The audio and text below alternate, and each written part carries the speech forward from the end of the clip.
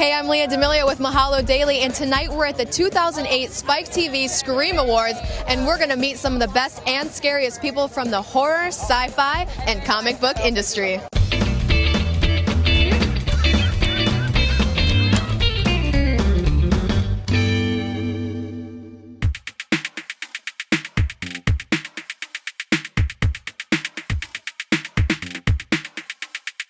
Who was one of your role models growing up? Jesus was a role model? Jesus Christ. What's so funny about Jesus? Well, I thought you were just having a reaction to the question. I love Jesus. Do you have a favorite scary movie or comic book or sci-fi thriller that's influenced you, or just something that's a great childhood memory for you? When I was a kid, there was I shouldn't tell you this, there was a strange comic book called Magnus Robot Fighter. And this was a guy that could chop up robots with his bare hands. Wow. And it was great. Is there a scary movie that's influenced your work, or just one that you really love? I really love the Vincent Price movies from the 60s that Roger Corman did. I think those are probably my favorite. I'm not into the scary. I don't think the soul should be put through that. Okay. I'm a gentle lamb. Was there a movie or a director who inspired you? Yeah, it's funny because I didn't see that many movies growing up, so I think Roman Polanski definitely, because he kind of bridged art films and really, really scary films like Rosemary's Baby and even earlier Repulsion and films like that. So he really inspired me, and I think George Romero. I think those are the guys that made me feel like, this can be art and can be fun and scary at the same time. Is there a piece of work, either a film or comic book, that influenced you in your career? Are there any? Well, if I had to name the biggest influences, they would probably be Jack Kirby and Will Eisner.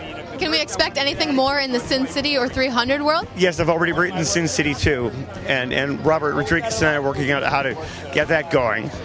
And with 300, I'm already working on a follow-up. Tell me a little bit about the movie Teeth. It's kind of a really scary story, especially for men. Yeah, it's scary for men and funny for women. It's the tale of a girl who finds out that she has teeth in her vagina and has to discover how to use them for good. And what awards is the movie up for tonight? The movie is up for Most Memorable Mutilation. I don't mean to sound like a lunatic, but as Shawnee, I don't watch any scary movies. I don't like to look at upsetting things. I never turn on the TV. Do you have a favorite scary movie? The Saw movies really freak me out. And that's not just because I'm in one. Now, what was that like working on Saw 5?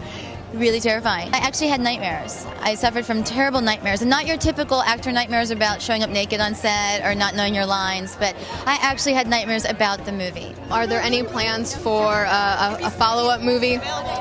We're just right now enjoying, the run on this, and we're here tonight. We've got a lot of nominations tonight. We're really excited about that, and so I got to get back to you on that. Okay, it's you. You're Hellboy. Let's put it this way: I wouldn't ever be that immodest to say I'm Hellboy, but there was the least amount of adjustment necessary of any character I've ever played. What was the inspiration to write Why the Last Man?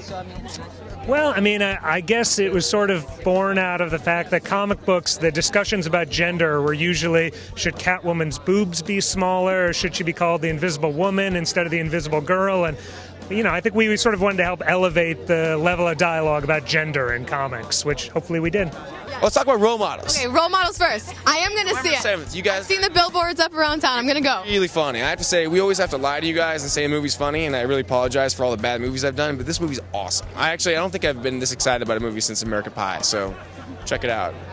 You had a crazy death in Final Destination. Was that was that the craziest scene you've ever had to do? One of the best things that's ever happened to me, because my older brother saw it. He didn't know that I died in the movie. And he saw the movie in Minnesota. He's like, "Oh my God!" And he went to the bathroom and started vomiting. And then he tried to call me because for whatever reason he just thought that maybe I actually really died. And I purposely didn't call him back for a week. Wow. And I guess I wanted to torture him a little bit. And I was like, "Dude." I just actually talked to him about it. He's like, "Yeah, I didn't know what was going on." I'm like, "Dude, it's a movie. We don't die in films. It's fake." But I was really happy about my death scene in that. Probably my best work. And what do you think are the most important elements to have in a film to have it be a successful horror movie?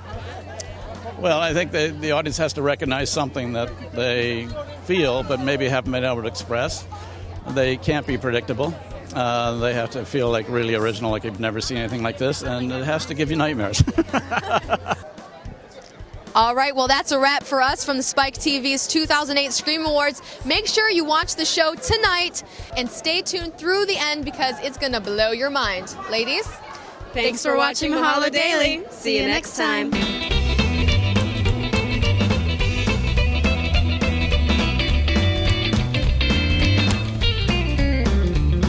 You're watching the Spike TV Scream Awards on the Mahalo Daily.